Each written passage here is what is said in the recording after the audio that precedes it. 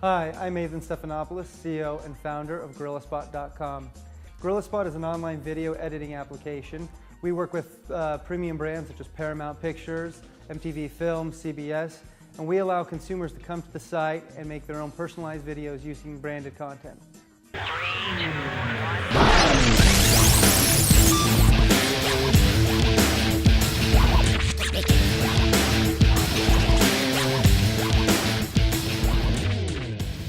Welcome to another episode of Next New Yorkers. I'm your host, Courtney Nichols, and today we'll be speaking to Athan Stephanopoulos, founder and CEO of GorillaSpot.com.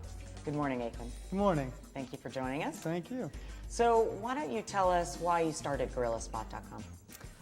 GorillaSpot came out of really kind of two different things that were going on. One was I was working in the entertainment advertising sector and saw that a lot of entertainment properties really wanted to get into the new media space, into the digital space, seeing traditional ad dollars shifting from the traditional print buys going over to the digital space. But what I also saw that was happening was that you saw this rise of user-generated content and consumers really kind of desiring premium entertainment content that they could actually access. So the idea was to actually be able to provide an opportunity for consumers to have access to this entertainment content that they can interact with, and then also provide a vehicle for advertisers to really reach their consumers in a new way. Can you just give me an example?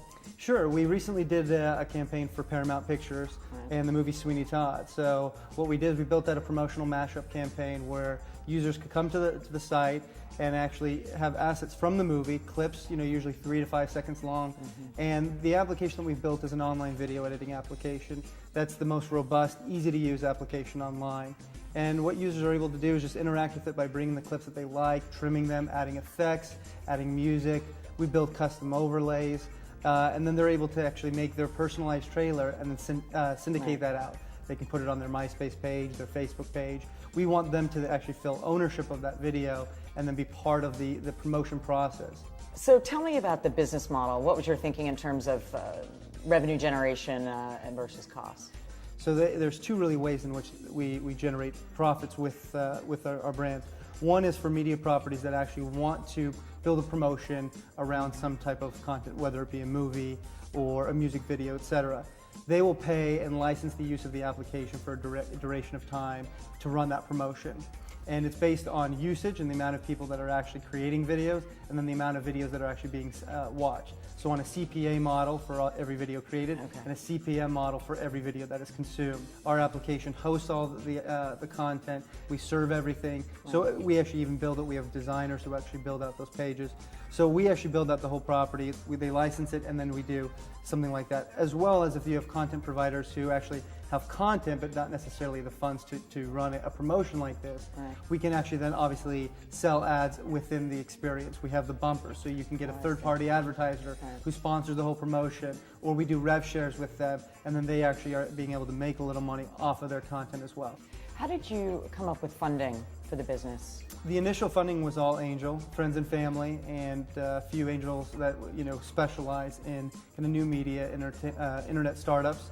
And that's taken us to where we are today. We are now in the process of entering our second round of financing. So you are about to raise? We are. We're in the next round to actually, it'll be our first institutional round. We're talking to a number of VCs. We're talking to some strategic investors. We're actually kind of far down the road with one who we're looking to actually make the right fit, and not only from a financial standpoint, but also a relationship to content. And so strategic raise. Absolutely. So how far is the money that you raise in this round going to take you? Will it take you to profitability? And if so, how much time is that? Is that in the next year, the next 3 years? For this next round, we're looking for it to take us out about 2 to 3 years. And we know that hopefully within about a year to year and a half, we should be profitable.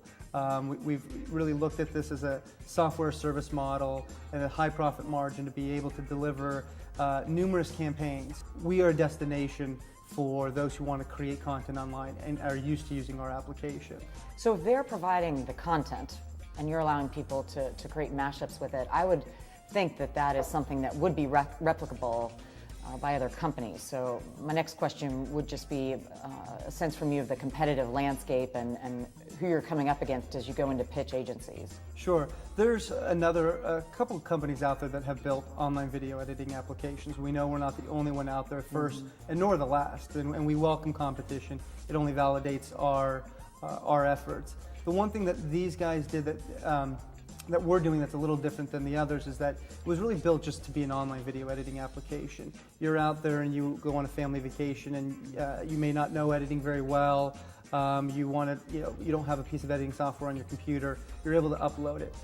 We really looked at the application as just being a conduit to an experience with the content. We want to go for the masses of people who actually just want access to this content, quickly want to have the tools to interact with it and make something that it feels that it's theirs, and then the tools to share it very quickly.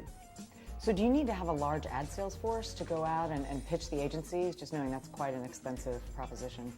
Yeah, yes and no. So what we've done is that's why we're working very hard with strategic partners so that we can quickly, through the right strategic relationship, have access to a lot of content very quickly and to be able to do deals that make sense for us, that bring a lot of content to the site quickly and a lot of interesting stuff that users would like to actually interact with. And what do you find the most challenging part of the business right now?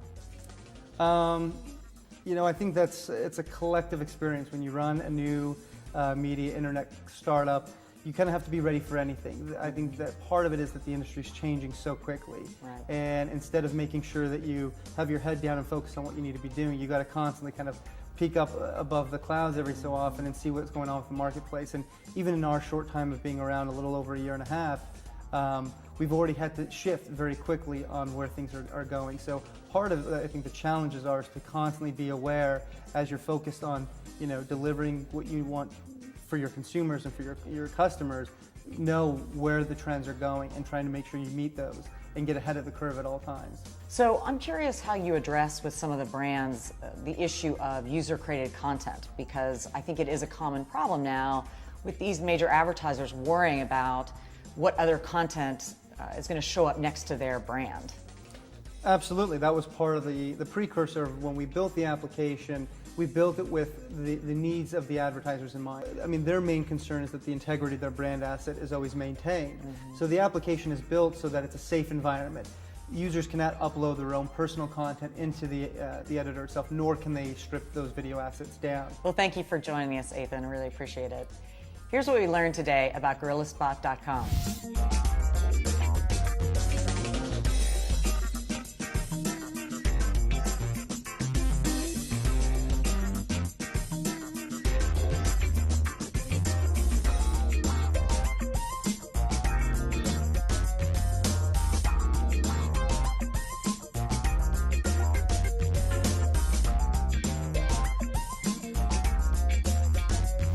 Thank you for joining us on Next New Yorkers. I'm your host, Courtney Nichols. Please feel free to check out another episode.